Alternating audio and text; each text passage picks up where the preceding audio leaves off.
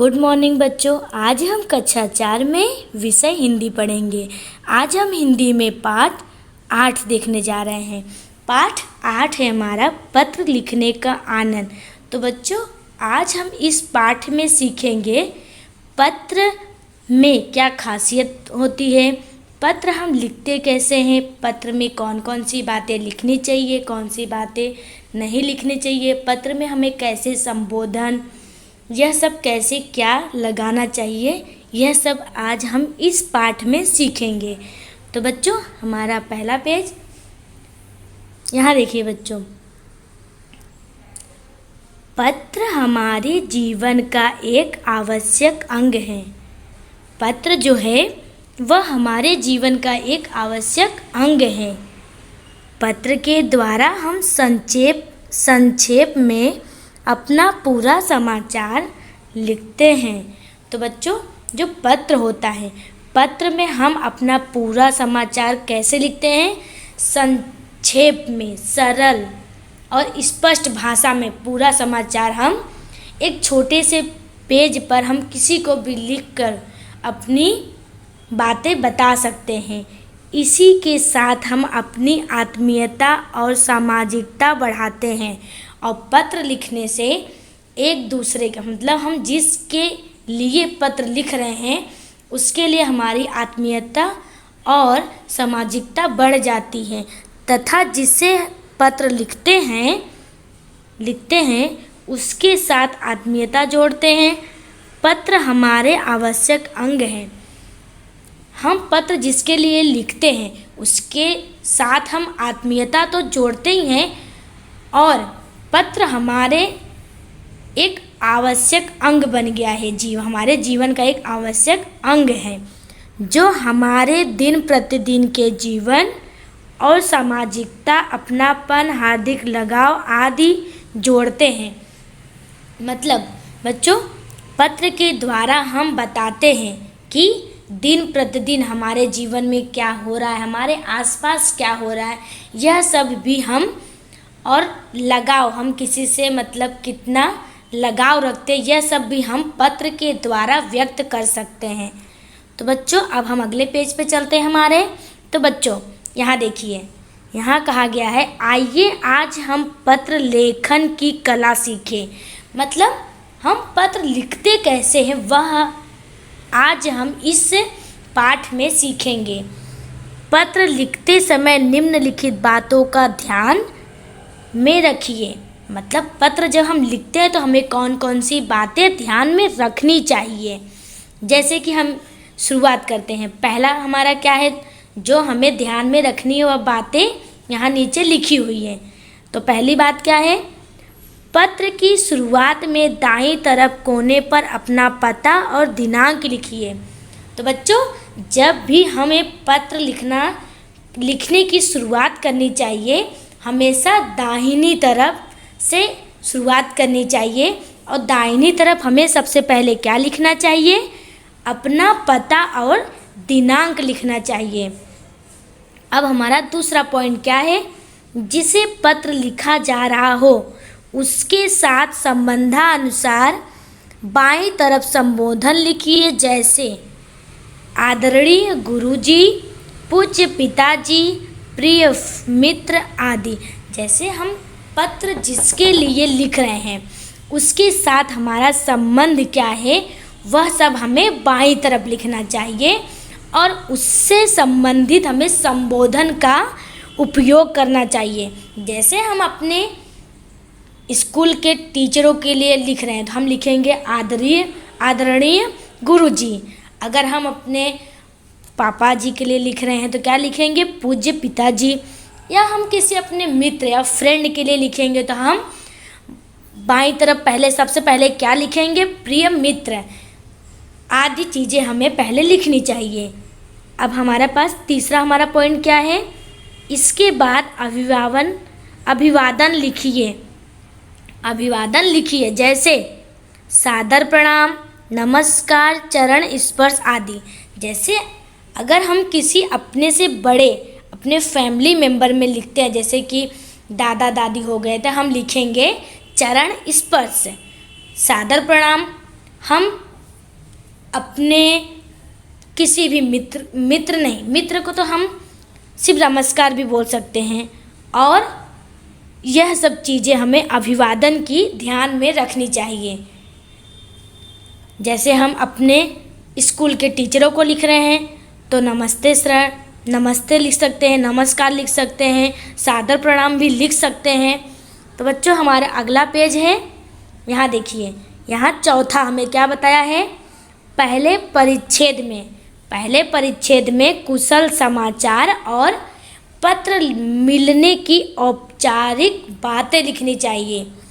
पहले परिच्छेद का देखिए बच्चों, यहाँ पे परिच्छेद का क्या मतलब होगा, पहले परिच्छेद कहा गया। परिच्छेद मतलब यहाँ पे पैराग्राफ। जैसे कि हम कोई भी पत्र लिखते हैं 2 या 3 पैराग्राफ में लिखते हैं, तो पहला पैराग्राफ हमारा 3 या 4 लाइन का, 5 लाइन का, हम जैसा भी लिख सकते हैं।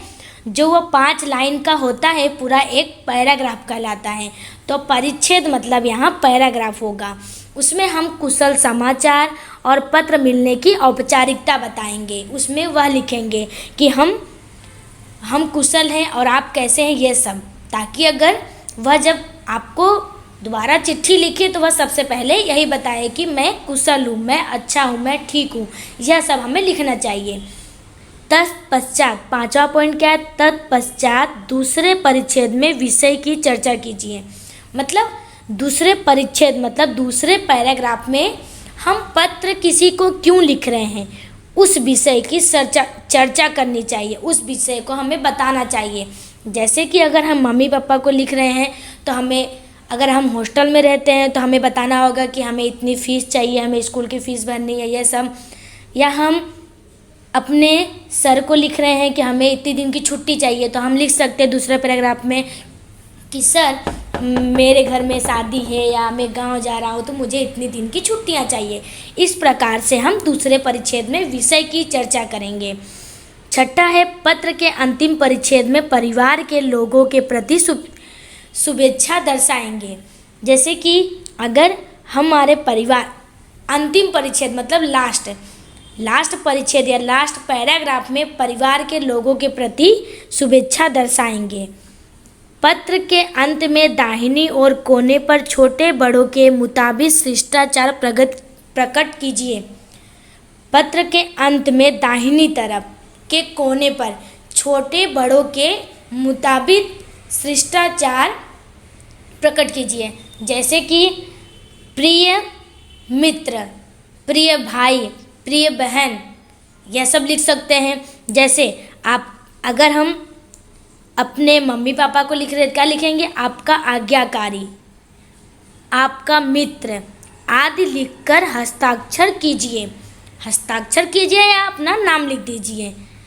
8वें पॉइंट में हमारा क्या दिया है, पत्र की भाषा सरल और सहज होनी चाहिए। सभी बच्चे ये ध्यान रखेंगे, कभी भी उन्हें पत्र लिखना हो तो उसमें कोई भी कठिन शब्दों का उपयोग ना करें। सरल और सहज स्पष्ट शब्दों का ही उपयोग करना चाहिए। तो बच्चों हमें इस प्रकार से पत्र लिखना चाहिए।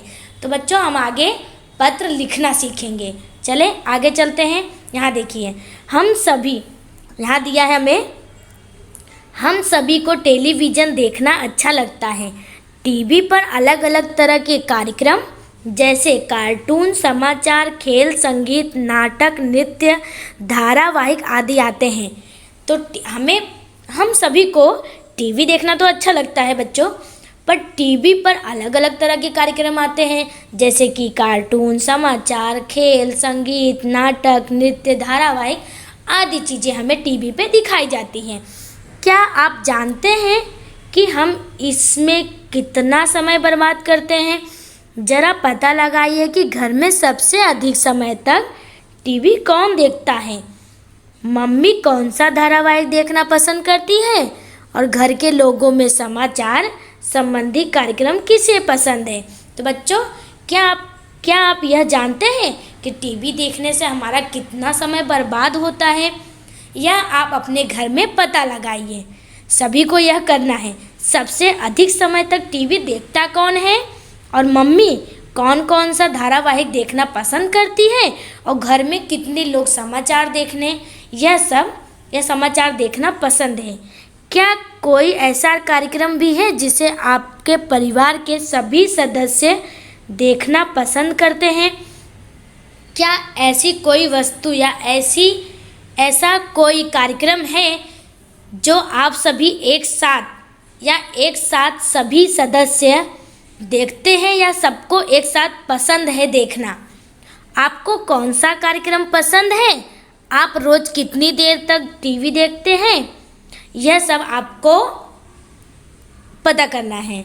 मैं आपको पत्र लेखन का एक उदाहरण दे रहा हूँ। तो बच्चों, यहाँ हम पत्र कैसे लिखेंगे, हमने लिखते कैसे हैं और कौन कौन सी बातों को ध्यान रखते हैं, यह तो हमने पढ़ लिया। अब हम लिखते कैसे वह देखेंगे। तो बच्चों आगे चलते हैं। यहाँ देखिए, 2 बच्चे हैं जो पत्र लिखने की शुरुआत करने जा रहे हैं। तो हम देखिए लोग पत्र कैसे लिखते हैं। तो बच्चों सबसे पहले बताया गया ना, हमारे दाहिनी तरफ पत्र लिखने की शुरुआत, पहला क्या है, पहला हमारा पॉइंट है पत्र लिखने की शुरुआत दाहिनी तरफ से, और दाहिनी तरफ पहले हमारा पूरा पता और तारीख लिखना चाहिए। तो यहाँ पे दिया है अधिकार छात्रालय नारायणपुरा अहमदाबाद 380013, और तारीख और दिनांक क्या, तारीख मतलब दिनांक क्या दिया है, 1/1/2015। तो यह बच्चे जो लिख रहे हैं पत्र, यह बच्चे जो पत्र लिख रहे हैं, इन्होंने दाहिनी तरफ पहले अपना पता लिखा है और तारीख लिखा है। उसके आगे देखिए, यहाँ हम किसको पत्र लिख रहे हैं, संबंधानुसार संबोधन दर्शाना है। जैसे कि यह अपने बड़े भाई या छोटे भाई को लिख रहा है, इसलिए बोल रहा है प्रिय सुनील खुश रहो, आशीर्वाद दे रहा है, मतलब उसका छोटा भाई है। हम अपने से छोटे को ही आशीर्वाद दे सकते हैं ना। तो वह कह रहा है प्रिय सुनील खुश रहो, प्रिय सुनील खुश रहो। आज सुबह माता जी का पत्र मिला, उन्होंने लिखा कि आप टीवी बहुत देखते हो। मतलब एक छोटे भाई की शिकायत उसकी मम्मी उसके बड़े भाई से कर रही है। जो छोटा भाई मम्मी के साथ रहता है, उसकी शिकायत उसकी मम्मी उसके बड़े भाई के साथ कर रही है कि उसकी मम्मी पत्र में क्या लिखती है कि सुनील, मुझे मम्मी का पत्र मिला, उन्होंने लिखा था कि आप टीवी बहुत देखते हो, इसका असर आपकी पढ़ाई पर भी हो रहा है। प्रथम सत्र की परीक्षा में आप अनुत्तीर्ण हो गए थे। मतलब उसकी मम्मी कह रही थी कि आप प्रथम सत्र की परीक्षा में फेल हो गए, अनुत्तीर्ण मतलब फेल हो गए हम। आपकी इस असफलता में मुझे बड़ा दुख हुआ है। आपकी इस असफलता पे या नाकामी पर मुझे बहुत दुख हुआ है। आगे बढ़ते हैं। हमारा पहला परिच्छेद या पहला पैराग्राफ हमारा समाप्त हुआ। अब दूसरा पैराग्राफ, दूसरे पैराग्राफ में हमें विषय की चर्चा करनी है। मतलब हम किस विषय पर, किस लिए हम पत्र लिख रहे हैं, उस बात की जानकारी देनी है। आप एक अच्छे और समझदार विद्यार्थी हो। टीवी देखकर थोड़ा बहुत मन बहला लेना बुरा नहीं है, परंतु उसके पीछे समय बिताना ना समझिए। मतलब एक बड़ा भाई छोटे भाई को समझाते हुए पत्र लिखता है कि आप एक अच्छे समझदार विद्यार्थी हो, फिर टीवी देखकर थोड़ा बहुत मन बहला लोगे तो चलेगा, उसमें कोई बुराई नहीं है, परंतु उसके पीछे समय बिताकर नासमझी मत करो। यह समय का दुरुपयोग है, इसलिए आप समय का सदुपयोग कीजिए। अपनी पढ़ाई पर पूरा ध्यान देकर आप समय का अच्छा सदुपयोग कर सकते हो। मतलब अपने छोटे भाई को समझाते हुए पत्र लिखता है जब कि सुनील, आप अपनी पढ़ाई पे पूरा ध्यान देकर समय का सदुपयोग कीजिए। अब अंतिम परिच्छेद में कहा गया है, अंतिम पैराग्राफ में कहा गया है, विश्वास है कि मेरी बात मानकर आप अपनी पढ़ाई पर पूरा ध्यान दोगे। मतलब वह आशा करता है, उसके बड़े भाई को विश्वास है और वो आशा करते हैं कि उनका छोटा भाई उनकी बात मानकर पढ़ाई पर पूरा ध्यान देगा। लास्ट में लिखा गया है दाहिनी तरफ शिष्टाचार, आपका भाई यह शिष्टाचार व्यक्त कर रहा है। तो बच्चों, यह पाठ आज यहीं समाप्त होता है। धन्यवाद।